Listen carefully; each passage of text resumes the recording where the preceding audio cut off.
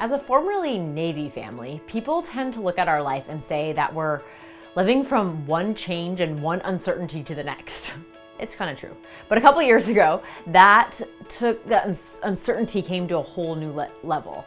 David, my husband, was gearing up to leave a job that he'd loved for over 13 years. And if you've been through any type of transition, you know what it's like. There's uncertainty, it's high, and the options of what was next seemed endless. We prayed and thought and dreamed together about what that might mean for our family and our business and our community that we were in and our life. And then, as soon as the final decision was made to say goodbye to active duty, it was like the cap burst off the fire hose, and the uncertain, wide open future was all that David could talk about. Putting the kids to bed, it was about the future, or out for a family walk. It was about the future, out on a date night. About the future, driving to work, about the future, laying down at night, about the future, sitting down to breakfast. Everything was about what the future would look like. He was painting pictures of what could be 1,000 times, and they were all dramatically different from each other. One time, he was a professor with a little bow tie living in a small town in middle America. One time, he's a missionary to India. One time, he's running for Congress. It was like the water was pouring from the fire hose, and then suddenly he just let go of it and it was spraying everywhere. This is the brilliant CliftonStrengths Futuristic talent in complete overdrive.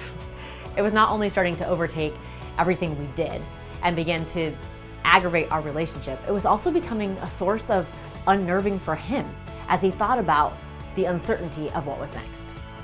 Hi there, welcome to the Isogo TV podcast from isogostrong.com. I am Becky Hammond, and you and I gather right here on this podcast to fixate on strength in our families and on our teams. Because when we start from assuming strength, we can make relationships easier. This is episode 103. We are in a series right now about how to make relationships easier with our strengths. Today, we are chatting all about one of the 34 Clifton strengths, the futuristic strength. It's so easy to see the negative and focus in on that in ourselves and in others too. But you can really impact relationships by emphasizing the positive, the strengths that you and the people around you already have. Yet sometimes, as you probably already know, the line between what you use as a strength and what you don't can negatively affect your relationships. It's a thin one. It can be hard to navigate. So let's continue to take a look at what making relationships easier looks like through the lens of futuristic. Sometimes I think that people with this amazing futuristic talent can actually see the future. It's like they can predict it. That's just how innate and natural and excellent it is. If you paint a picture of it, more likely than not, it will happen. It's amazing. So if futuristic is one of your dominant Clifton strengths from the StrengthsFinder assessment, it gives you the talent of being a natural visionary. I am always amazed to hear the stories and the dreams that futuristic talent sees. Sometimes it's like an entirely different world, both with your dreams for your career or your team, and your dreams for your family and the communities that you touch. We all have to think about the future to some extent, all of us do, but with the futuristic talent, it's more like a yearning. It gives you a soul and mind that enjoys spending time thinking about the future and can see the possibilities that are in store. And because it is so connected to your core, you need plenty of time to think about the ways that things could be. And then, depending on your other natural talents, you may then feel the need to act on those visions to actually get them done, or you might just be putting it out there and content with just watching to see which ones come a reality and which ones turn out slightly differently than you predicted. And then when you have learned to dial it in just right, your vision of the future is inspiring to the people around you. And it really then can create a sense of stability because of your own confidence of what will be. And this is certainly true in your role as a leader at work. And then also, just like David in the opening story that I shared, it can be very true in your role in home and family life too.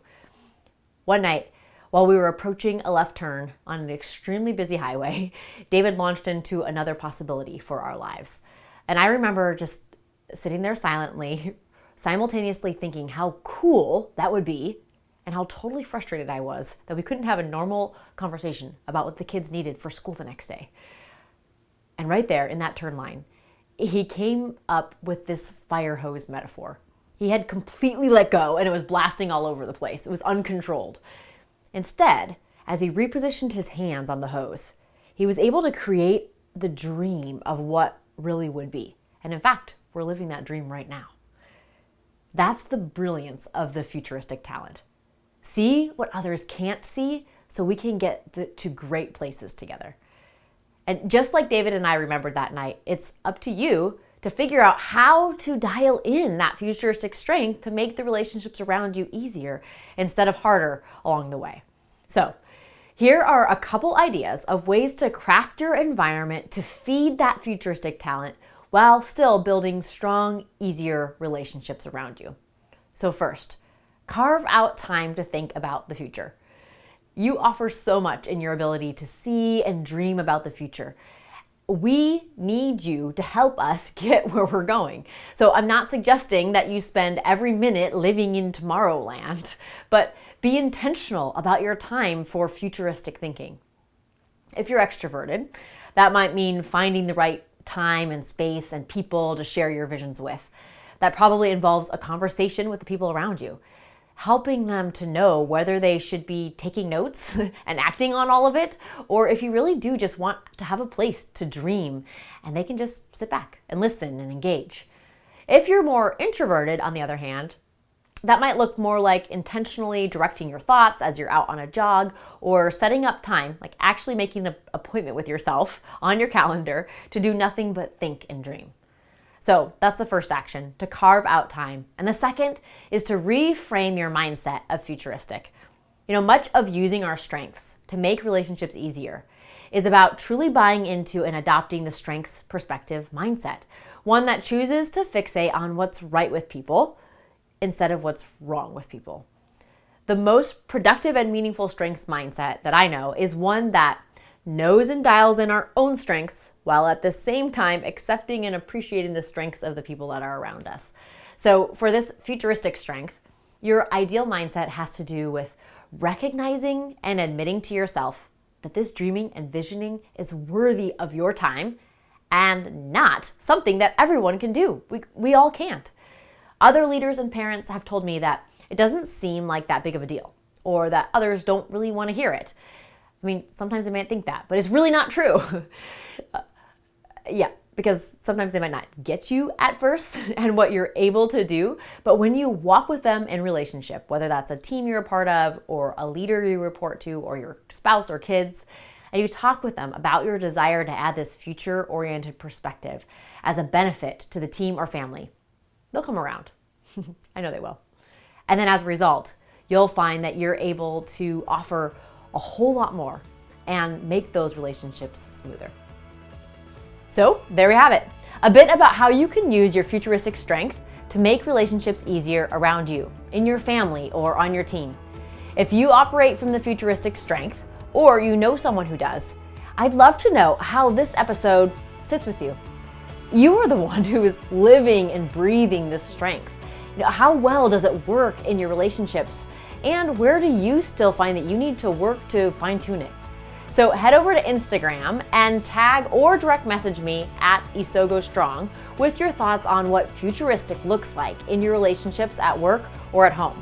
That is spelled ISOGO Strong. And if you are even more curious about impacting the relationships around you by fixating on strength instead of weakness, I'd love to help give you a jumpstart as your virtual coach. It's super easy to start, and since you've listened today, I'd also love to give you $5 off the Strength Startup Virtual Coach Kickstarter. In this email coaching series from me, you'll get insights into your talents and your strengths, as well as some action you can take to make relationships easier around you. So if you go over to isogostrong.com/strengthstartup, you can check it out. Then use the code VIRTUALCOACH5 for $5 off. That's VIRTUALCOACH5 for $5 off. I'd be honored to get a chance to get to know you and your strengths. Because you and your strengths have the power to make a ripple effect in your family, on your team, and then ultimately across the entire world. You can make relationships easier as you fixate on strength in your family and on your team. So dial them in, take ownership for your mindset, and make those relationships easier. Until next time, see you again on Isogo TV.